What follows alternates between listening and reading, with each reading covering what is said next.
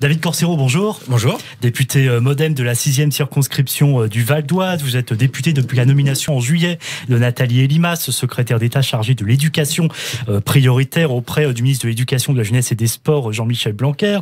Vous siégez à la Commission des Affaires économiques de l'Assemblée nationale. Ça tombe bien, puisqu'il y a eu des annonces économiques, des mesures pour les entreprises et puis voilà les commerces qui vont rouvrir notamment dès samedi. Plusieurs étapes donc du déconfinement qui vont par ailleurs, il faut le préciser, être détaillées demain par le Premier ministre Jean Castex.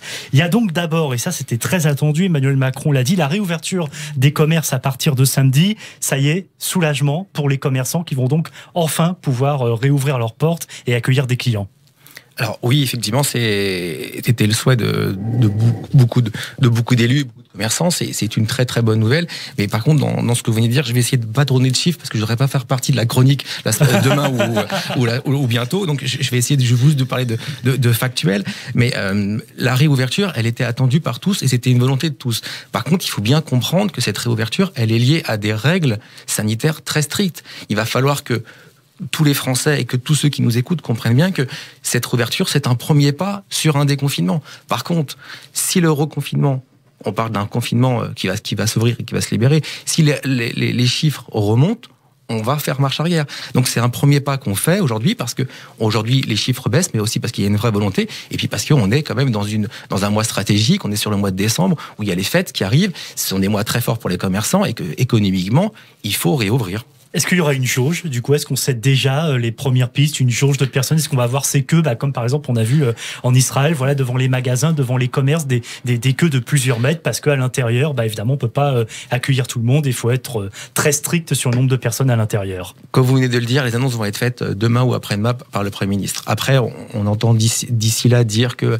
il y aura certainement une personne maximum par magasin. Il y aura la possibilité pour certains de prendre des rendez-vous. On entend parler des espaces de 8 mètres carrés maximum pour accueillir un client. Donc, non, je pense qu'aujourd'hui, il faut pas trop dire de choses. On va attendre les annonces et à partir de là, on aura des choses concrètes, précises. Sachant que la question va quand même être très importante et va se poser parce que réouverture des commerces, oui, à partir de samedi, on l'a bien compris. Mais si, par exemple, il y a des queues très longues et qu'il fait froid dehors et que les gens ont peur d'attraper le Covid, ils vont peut-être plus automatiquement à nouveau commander sur Internet, s'approvisionner par ce biais-là, notamment pour les cadeaux de fin d'année. Donc, pour autant, les commerçants ne vont pas être tirés d'affaire. Ils vont évidemment pas retrouver leurs chiffres, notamment à la même période l'an dernier. Je pense qu'aujourd'hui, aucun commerce ne retrouvera le chiffre qu'il a pu faire l'année précédente. Ça, c'est un point important. Il y a un point qui est aussi important, c'est que on traverse une crise très grave. Cette crise, il faut reconnaître que entre le premier confinement et aujourd'hui, il y a eu quelques mois. Nous, on connaît des commerçants, et je vous parle d'un élu de terrain sur ma circonscription, qui ont développé depuis le premier confinement un accès sur Internet qui permettait de faire d'autres types d'achats.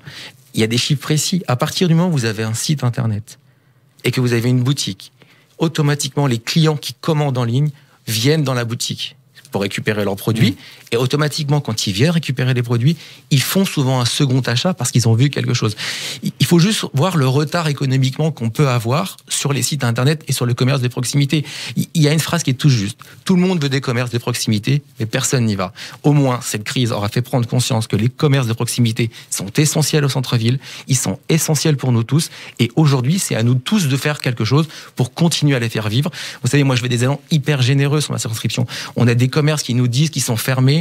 Nous, on les connaît. Moi, j'ai une permanence et juste en dessous, j'ai un commerce. Là, mais elle me dit, mais vous savez, le nombre d'appels téléphoniques de gens qui me disent, je n'ai jamais acheté chez vous, je vais venir, je compte le faire parce que je compte vous soutenir. Ben voilà, si vous aimez votre ville, vous aimez vos commerçants, allez-y. Tout en respectant les règles barrières, prenez rendez-vous, ne faites pas trop la queue s'il y a la queue, revenez, faites du click and collect si vous pouvez le faire, mais surtout, venez soutenir les petits commerçants.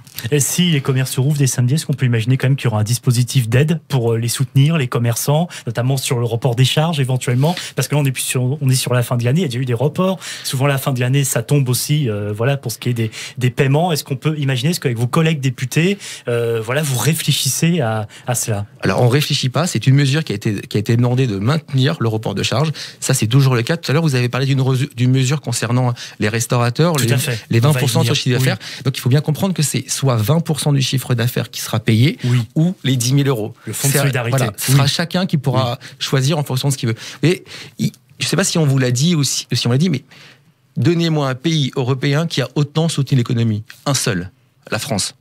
Je peux vous dire qu'aujourd'hui, on a quelque chose qui est inédit. On a quand même un gouvernement qui a essayé de prévoir un maximum les choses.